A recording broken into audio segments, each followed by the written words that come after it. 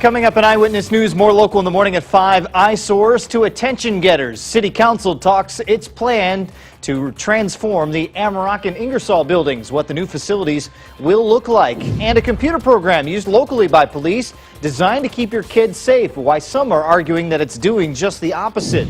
Plus, Wisconsin's gay marriage ban is struck down, what it means for marriage equality in the Dairy State. 2 stations. More local news. Eyewitness News, more local in the morning, starts now. And good morning. Thank you for waking up with us. I'm Matt Rodewald. And I'm Candace King. Things are starting off pretty quiet out there this morning, which is good. It's a big, bright moon out there for sure. It is, yeah. You know what? And tomorrow morning, I'll have to look up more of this. I was just doing a little bit of reading actually yesterday. A lunar eclipse taking place. Right. So you may be able to see that tomorrow morning, kind of right before sunrise. Perfect. So, yeah. And actually, the weather conditions should be pretty nice for that, too, because we're going to stay clear Good. That's tonight. always good. You don't want clouds. Yeah, going that into ruins tomorrow morning. Yeah, this morning, yeah, we're going to see a little bit of that scattered cloud cover. Temperatures starting off in those 40s right now. We've got a few clouds kind of rolling right on in as we head through this morning. And from that, you may see just a couple of light sprinkles, especially to the south as we go through the morning, but pretty uneventful. Temperature-wise right now, we're starting off in the 40s, 47 in Rockford, Freeport, 46 in Janesville, Rochelle, and 46 degrees right now in DeKalb. Temperatures today will actually get warmer than where we were yesterday. We were in the upper 50s yesterday afternoon, and with a westerly wind picking up, we should be able to make it at least in the low 60s for most of us. So inching closer to where we should be for this time of year. Unfortunately, it does look like today may be the warmest day that we see out of the next 7. I'll have a full look at that forecast for you coming up. But track all the rain using the First Warn interactive radar. It's always on mystateline.com, and of course brought to you by Buffalo Contracting. I'll talk about if Tropical Storm Simon will have an impact on us later this week. That's coming up in just a bit. Matt? All right, Candace, 5:02. Here's what's new and now for you on this Tuesday morning. Ebola is a top national security priority. That's the word from President Obama following a meeting with public health officials in Washington. The president said that the U.S. is working on protocols for air passenger screening at home and in West Africa. Obama calling for other countries to step up and do more to fight the deadly virus, which has already killed about 3,500 people. The president stressing the chances of an outbreak in the U.S. still very low at this time. The family of ISIS hostage and U.S. aid worker Peter Kassig is asking his captors to show mercy and free him. Kassig's life was threatened Friday in an ISIS video that showed the apparent beheading of British aid worker Alan Henning. The White House says that every military, diplomatic, law enforcement, and intelligence tool is being used in order to find him.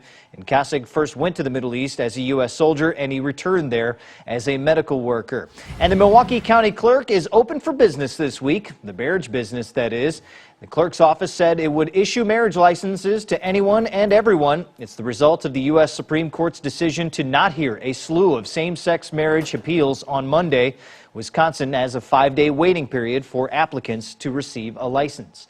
Well, the old downtown Amaroq and Ingersoll buildings had many asking when something would be done to fix them up after they've been sitting dormant for years. And now the city is getting serious with a plan in place to change them from eyesores into attention getters. And City Hall says that those plans are right on track. Eyewitness News reporter Alexis McAdams has more on the end in sight. After years of sitting rusty, vacant, and abandoned, the future of the Amaroq and Ingersoll buildings in downtown Rockford may finally be on track. We haven't stopped working on it. It's continuous operations out there, and we've taken on some of the work ourselves as a city. The City of Rockford's Planning and Development Committee says both multi-million-dollar projects are on schedule. This is what the Ingersoll Sports Complex will look like by June of 2016. It will include 8 hardwood basketball courts that can be converted to 15 volleyball courts, also an indoor playground, skate park, climbing wall, restaurant, and more. I really do think that they're looking at as many different things to make this building as user-friendly and family-friendly as possible. Just a few weeks ago, the Rockford School Board reached an agreement to tear down the old administration building so the space can be transformed into a parking lot for Ingersoll. This progress of the Ingersoll also directly affects the Amaroq building, as the developer Gorman and Company says they will only build this hotel if the Ingersoll building is in place. At the end of the day, it's about expanding our economy and promoting the welfare of our community. The Amarok construction documents will be started this winter. The Amarok Hotel and the Ingersoll building will be connected by a pedestrian-friendly walkway that developers say will promote the entire downtown Rockford area. You know, it's turning around, and to be a part of the redevelopment of downtown with a hotel, with significant changes to the infrastructure, with a train station, with cleaning things up, is really exciting. Alexis McAdams reporting, and the city has also talked with IDOT about the parking structure capacity. Also, with increased traffic, the city plans to install traffic lights at the Cedar intersection. Well, a man is killed in head-on collision in Boone County. He's now been identified. Police say that 55-year-old Lawrence Columb of Belvedere was heading east on Riverside Road Sunday when he lost control and hit an oncoming car. Columb was pronounced dead at the scene as a result of his head injuries. The driver of the other vehicle, I should say, was taken to a nearby hospital with unknown injuries. As the anxiety surrounding the deadly Ebola virus grows in the United States, the Illinois Department of Public Health is trying to ease those concerns on Monday. The department says that they want to assure the public that they are continually monitoring for cases of Ebola in Illinois.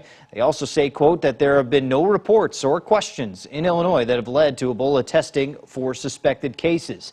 Adding that we have a strong public health system in Illinois that is taking all necessary precautions, end quote. Meanwhile, a 19-year-old from Bolingbrook is in federal custody this morning, accused of trying to join ISIS. Mohammed Khan was caught at O'Hare Saturday after the Chicago Joint Terrorism Task Force says that he tried to catch a flight from Chicago to Istanbul. According to the FBI, Khan indicated in a letter to his parents that he did not plan to return, and he was on his way to join ISIS. Khan is charged with one count of attempting to provide material support to a foreign terrorist organization. If convicted, he's facing a maximum of 15 years in prison and a $250,000 fine. It's a computer program put out by some local law enforcement agencies to help parents keep their kids safe online. But now there are questions being raised about the effectiveness and safety of this so-called computer cop. Eyewitness News reporter Carolina Cruz investigates these new state-line tech troubles.